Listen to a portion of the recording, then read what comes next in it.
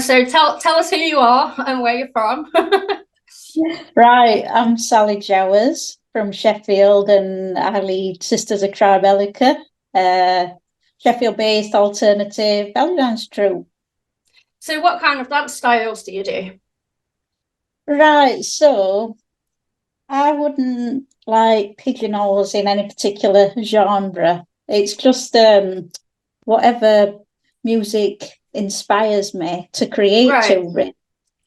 So it's you could describe it as a fusion troupe because obviously we do fuse a lot of styles together, different music, different inspirations, So I wouldn't say we're a set genre.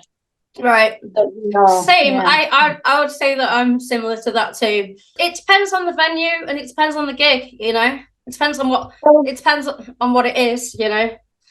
Definitely. I think like it's good to have like a range of routines in different styles so then you can Yeah. cater it towards whatever event you're performing at or whatever. Because, if you're going to do a WI or whatever, then you're not going to You be. don't want to dance to heavy metal. No, exactly. No, they might like it, Well, they but, might do. I have been known to. yeah, yeah. So tell me about your background in dance. Like, how long have you been dancing, and when did you start, and what style did you start in? Right, so we're going back now, so I'm going to have to Yeah. try and remember, although it's years ago. So it's probably not unlike anyone else's story, really. A close friend, she started going to a local belly dance class and kept going on about it and said, "Oh, you should come." So eventually I went along, and it was more traditional style originally. So, but I got to go and realised that I really enjoyed it. I liked all, learning different stuff and meeting new people, and it was just a really nice feeling to be part of something. So that were in, I'd say about 2008, 2009, Right. something like that. Yeah, so probably like a lot of people start with it. There a So was it more few. like it started out as a social thing? Yeah, a hobby. Yeah, something Yeah. once a week going Hobby that along. got a hobby that got out of hand.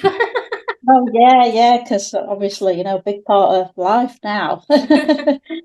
And yeah, so went there for a few years, and throughout that time, me and my friend who introduced me to going, we started playing around choreographies, and we're always into rock and metal music, so we started bringing more stuff to the table, because that what music we were into, and so we brought that to group, and that kind of mingled into that group a bit, and went there a few years, but it was time to branch off. So that close friend said, thinking about starting my own group.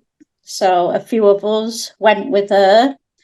That was 2012. And end of 2013, she left and she moved to America. So All then I right. took over. Yeah, I took over running Sisters of Tribellica from there. So it's been a long time Oh, now. I didn't Yeah. realize. I didn't realize it wasn't you that started it then. Well, obviously, my friend, it was her idea to branch off Right. and start it, but Yeah. always from beginning, along with You were always there's there from the start. Yeah. yeah, and a couple of other members that were in previous group are still with us as well. Yeah, so I think there's 10 of us at present in group. Wow. I Yeah, miss having a yeah. troupe. I'm trying to get on that now. Oh, yes, you'll have to get back into it and Yeah. get I've word got some about. dancers. Got some dancers lined up, so hopefully I'll Oh, get them to stick with me. oh, good. Yeah, I'll have So to what? hopefully see you dancing again. Yeah, hopefully. So currently, I think there's three, yeah, that are The original solid, the solid, original yeah. one. Yeah. And then others that have been there quite a few years as well now, 6 years, 5 years, and probably newest person. I've had a new person start of late, and then one before that's a few years ago. How do you keep a troop like running smoothly? How do you stop the politics and nonsense from happening? I think everybody's got to grips with, dealing with knowing people's quirks and things like that. And we do get on. Everybody gets on well. That is genuine. We are lucky that we do all get on. So, I mean, obviously, everybody, like we were saying earlier about different opinions and stuff, that's always going to come into play into, but we are good friends as well. So what are your inspirations? Like, when, for the most part, what do you find inspires you the most? Or are there any people or dancers that are inspiring to you? Oh, well, obviously, there's loads of dancers I love to watch and that inspire us, all of us in this field, I suppose. Obviously, Zoe Jakes. You've got to say, ain't you? But understandable because, she's amazing. Horace.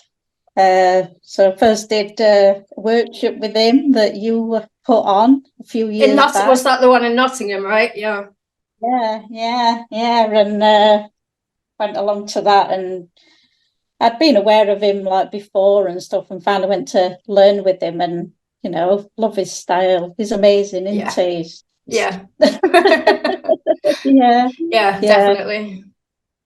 So a lot of dancers in that kind of field, Rachel Redfern. I've done a few workshops with her, and she's amazing. She's doing really well now. She is. I'm really glad she's doing well in London. Yeah, definitely. So, dance wise, those kind of people, I always like to watch their videos and see what they're creating, stuff for inspiration. Yeah. So when you go to create like a choreography for your dance troupe, do you ever look at other videos first to get inspiration or anything like that, or do you just kind of listen to music, or what's your method? It's my method. Now then, I must say, like, I get a lot of inspiration when I'm driving. Really? I am. Okay. I am paying attention when I am driving. But you're thinking stuff. But, when I put some music on, and I might have started thinking about a piece of music that's I think might work for a routine, and I'll start listening to it in car, and I get sort of build it from there. Really, get ideas for different combos and formations and moves and stuff, and then try and remember what I've thought of. I have that same problem. Yeah. I mean, sometimes I get things in my head when I'm trying to go to sleep, and I'll think of some good ideas, and I think I must try and remember that, and then next day it's like gone. It's like, oh, what were I thinking of? You want to have a little notepad at the side of your bed just to jot some stuff down, but then you end up being up all night, like coming up with more ideas. Kind of torture in a way, really. Creative torture. We suffer for art. No, that's it. It's always something going round in my mind about different things to create and what would work and stuff. So So when did you run your first ever event then, and what brought you to do that? Was it a case of it was needed in the area, or did you just want to do something like that? So when the group were formed, like I say, I've been part of another group before. They used to put on haflas, and there were a few haflas still going on, throughout local areas and surrounding areas, stuff like that we go to. And so when we formed Sisters of Tribellica, when that started, so the aim was like, do his own thing, get out performing, and start doing our own haflas. And we'd said we'd always do them for charity. Yeah. So it started off, the fundraising's always been a big part. That was 2013, I think we did his first one. It was on a Sunday early evening, I remember. Quite a small venue, but I remember it was a good turnout, and we raised some money, probably about £400 or £500, something. First one. I'll have to try and remember what charity that was for, because it's going back 10 years. Yeah, we've done one every year since then. So do you always go? So you always choose a different charity?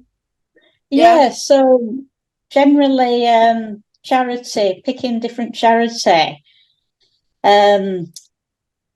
Different members of group, I'll try and split it to them to see if different people want to pick a different charity. So we've had various over years. Don't mind. Last year was for the brain injury charity, Neurocare. Bone cancer we did. There's been quite a few. I'll have to try and recap them all now, but it's generally, a good amount we'll raise every year that to be proud of, that we'll solely give to that charity. Yeah.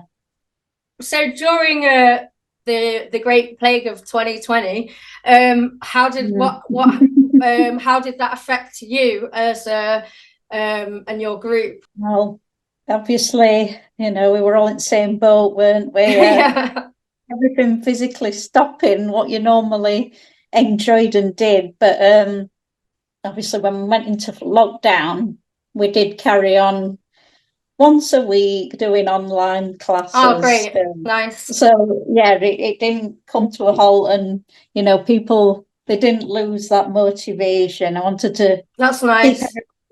In loop and keep motivated throughout, because it's easy to stop doing things and then it's hard to get back again, isn't it? Absolutely. Yeah, it is. Yeah.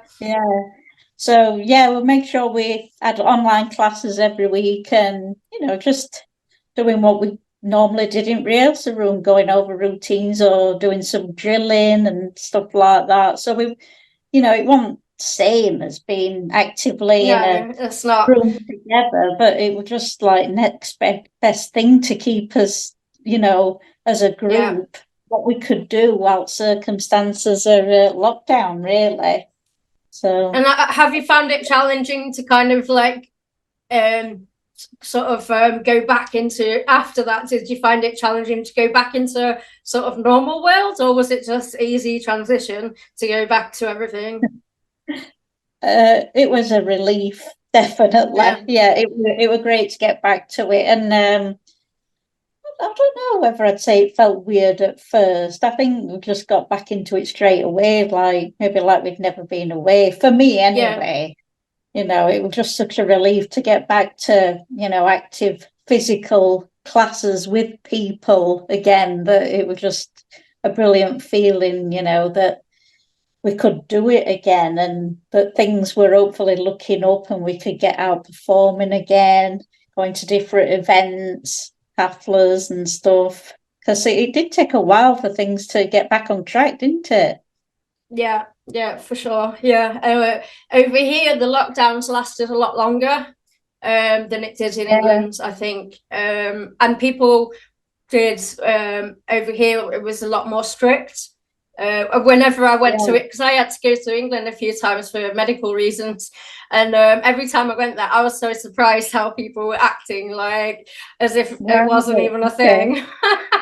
It was really bizarre because of the difference. I guess because here it was enforced legally, so and they were a lot more strict about things, and everyone just kind of went along with it. There was a few people that didn't, that were protesting about it, like as always there will be, but everyone just got on with it, and so it did take a lot longer for things here to go back to normal, especially with like people that work in, and a lot of people are still work. I don't know how it is over there, but a lot of people now are still working from home because companies have realised that they don't need to have offices. So, yeah, that's but definitely carried but on here, I think, in a lot of places. Yeah, yeah.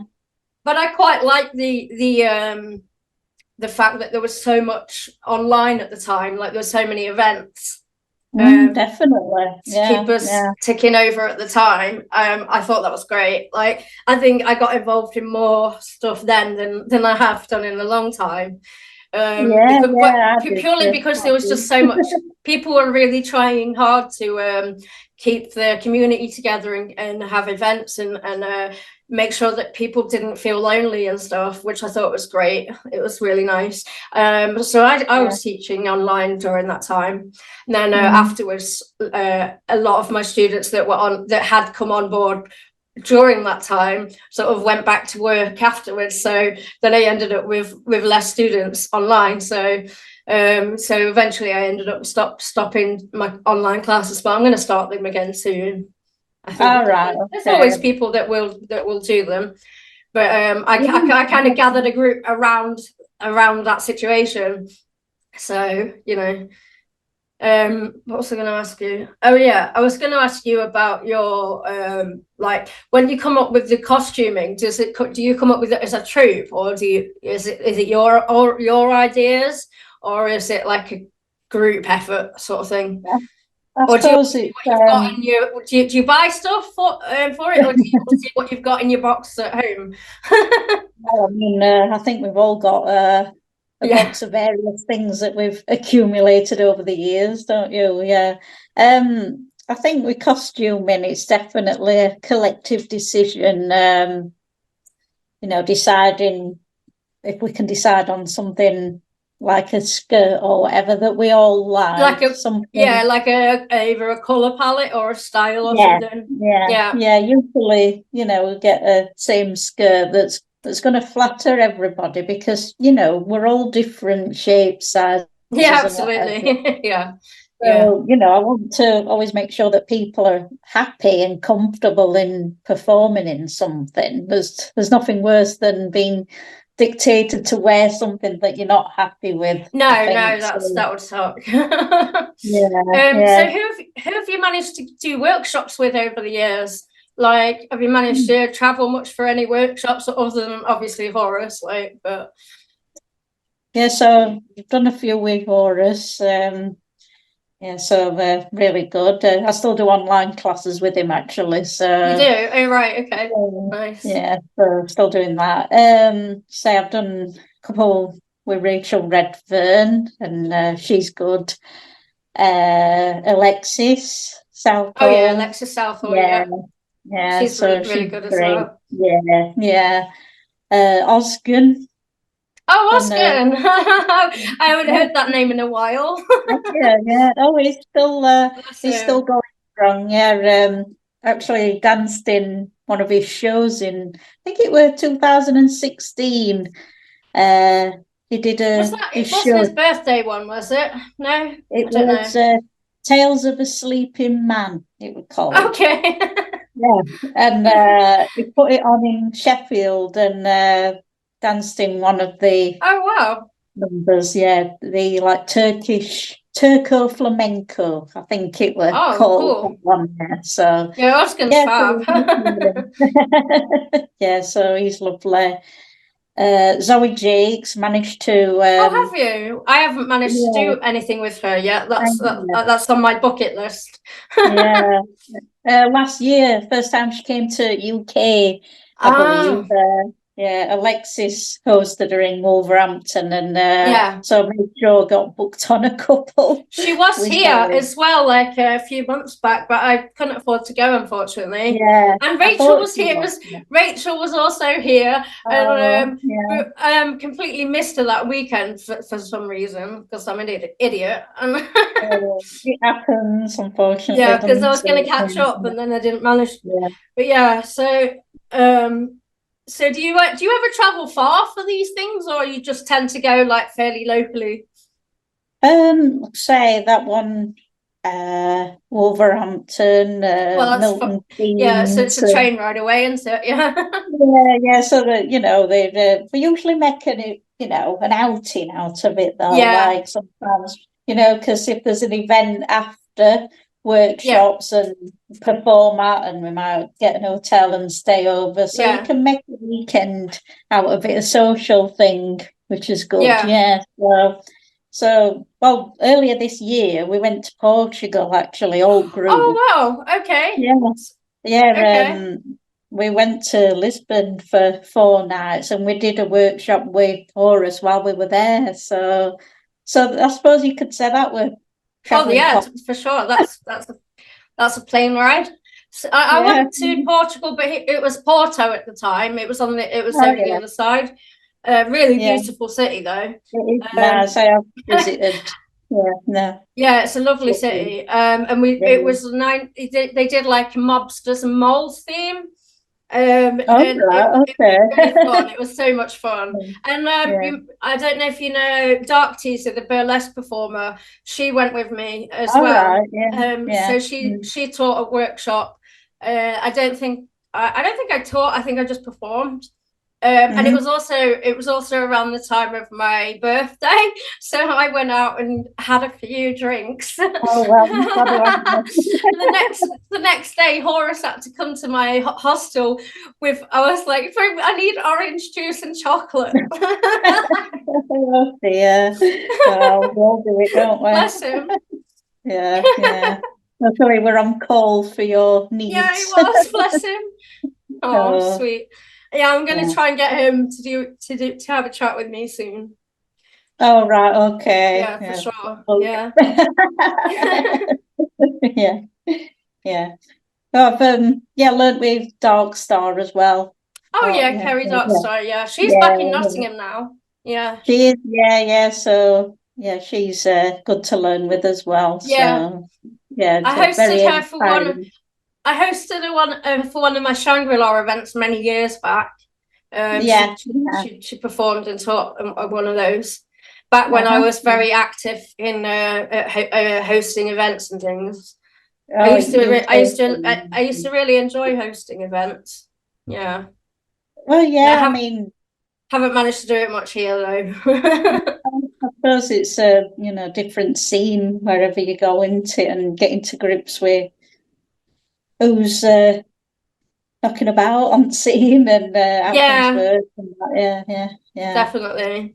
It's nice to see people that you danced with years ago or taught with or were teachers for or danced with, watching them grow up and become something else, like a flower. Oh yeah, definitely, because like I say, some people just stop, don't they, for whatever reason, and you think, oh, they were really good, it's a shame that they're not doing it. I think of a couple that Oh did yeah, stop, I like can, yeah. Bex, for example.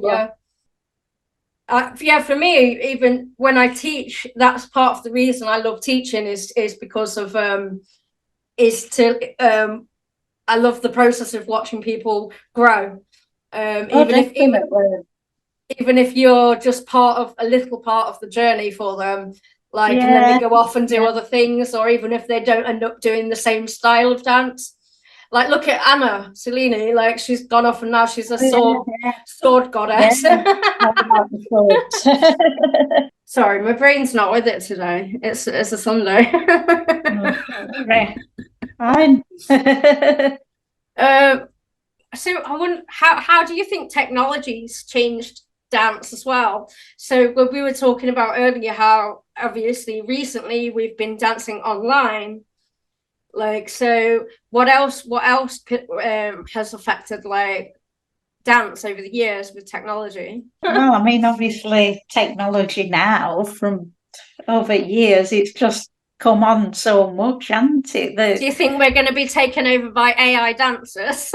And I hope they don't take over. It don't want to go much further. I don't think. It's. I think that if anything, technology's enhanced dance because it's meant that we can connect further, and we are all about connection. I don't think that.